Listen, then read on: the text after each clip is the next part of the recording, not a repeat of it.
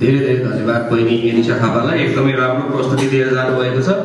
र यो सँगै अब हाम्रो तेस्रो कन्टेस्टेन्ट प्रयास बिसी भाइलाई मैले अगाडि आउनलाई अनुरोध गरेँ। उहाँको लागि एक जोरदार ताली बजाइदिनु होला।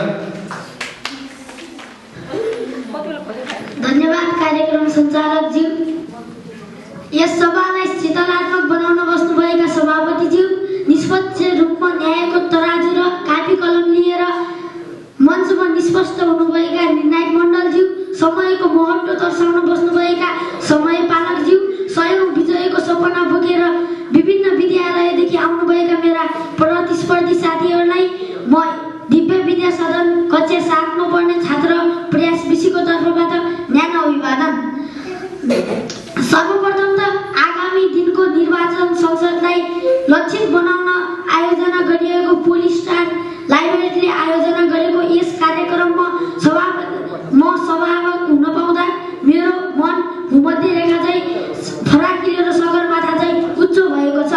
आज मेरो बोल्ने शीर्षक रहेको छ मतदान हाम्रो अधिकार मात्र नभई जिम्मेवारी पनि हो। मतदान मत र दान मिलेर बनेको हुन्छ। मतको अर्थ राया र दानको अर्थ दिनु बुझिन्छ। अर्को अर्थमा भन्नुपर्दा मतदान भनेको जनप्रतिनिधि चुनाव गर्ने प्रक्रिया पनि हो, अर्थात् कुनै पनि व्यक्तिले गोप्य र स्वतन्त्र रूपमा आफ्नो राया मतपेटिकामा हाल्ने प्रक्रिया पनि हो। अर्को अर्थमा भन्नुपर्दा कुनै पनि एउटा स्वतन्त्र व्यक्तिले स्वतन्त्र रूपमा आफ्नो राय मार्फत नेता चुनाव गर्ने प्रक्रिया पनि हो। लोकतन्त्रको आत्मा मतदान हो। नेपाल संविधानले 18 वर्ष उमेर कटेका हरेक नागरिकलाई मतदान गर्ने अधिकार सुनिश्चित गरेको छ, तर अधिकारसँगै कर्तव्य पनि जोडिएको छ। हामी आफ्नो मतदानले हामी हाम्रो देशको भविष्य बनाउन सक्छौँ। त्यही भएर हामी हाम्रो एक एक मतको मूल्य बुझौँ। हामी हाम्रो मतले भविष्यको बाटो बनाउँछौँ र आफ्नो जिन्दगी अथवा आफ्नो देश बस्तीको बाटो मोड्न सक्छौँ।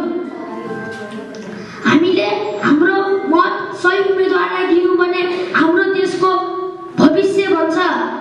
हामीले तर दुःखको कुरा आजको युगमा पनि धेरै व्यक्तिले मेरो एउटा मतले के नै फरक पार्छ र भन्छन्, तर यो मतले लोकतन्त्रको सबैभन्दा ठुलो शत्रु हो। हामीले मत केन्द्रमा गएर मत नहाल्नु भनेको गलत नेतृत्वलाई निम्तो दिनु हो। योग्यलाई रोज्नु, अयोग्यलाई अस्वीकार गर्नु एउटा सचेत नागरिकको जिम्मेवारी पनि हो। मतदान केवल मत केन्द्रमा गएर मत हाल्नु मात्रै होइन, सचेत भएर कुन उम्मेदवारलाई भोट दिने र उम्मेदवारको विचार बुझ्ने प्रक्रिया पनि हो। डर लोभको लैलैमा लागेर मत हाल्नु भनेको आफ्नो देश र लोकतन्त्रप्रतिको बेइमानी पनि हो। सभापति महोदय, आजका युवा देशका कर्णधार हुन्।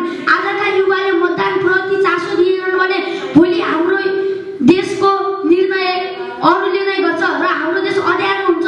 भूत होइन, भविष्य हेरौँ। पहिलाको उम्मेदवार गलत थियो भने भोलिका उम्मेदवार सही हुन्छन् सोचौँ।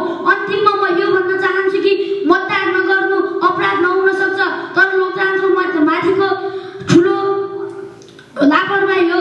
आफ्नो मतको मूल्य बुझौँ। जिम्मेवारी